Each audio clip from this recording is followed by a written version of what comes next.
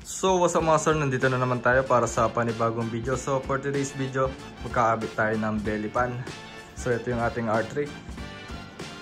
Ayan. So konting look muna tayo dito sa ating R3. So yung papalitan natin itong belly pan, itong kulay white na yan. Yan.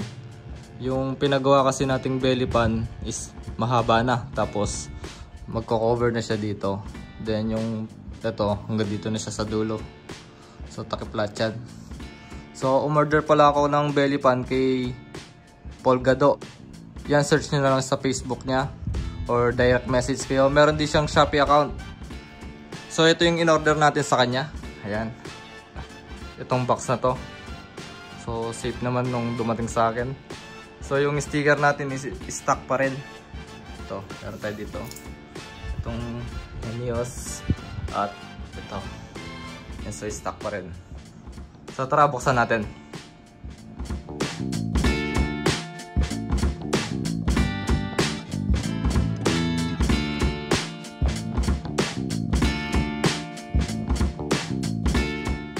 So ito na mga sir, yung ating belly pan. So tatanggalin na natin to para mapag-compare natin yung pinagkaiba. Pero ayan pa lang, sa dating pa lang niya, kitang-kita na mas mahaba itong in-order natin. So ayan siya.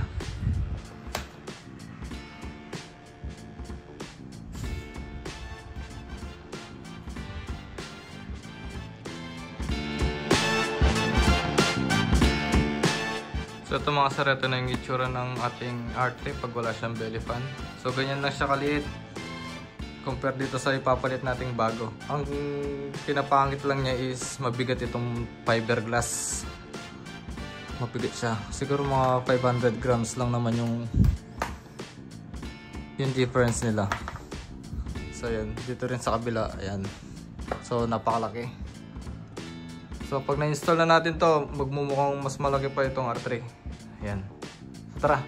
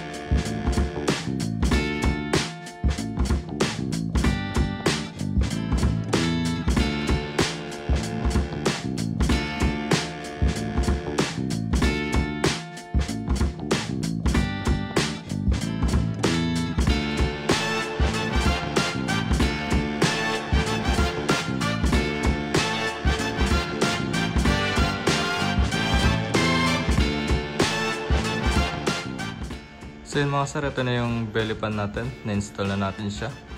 Tsaka nadikitan na natin siya ng mga sticker.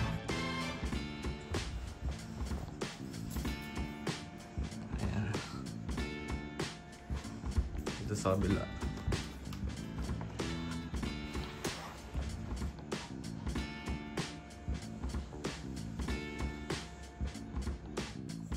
So yun mga sir, nakita nyo naman kung gaano kalaki itong nailagay natin ngayon.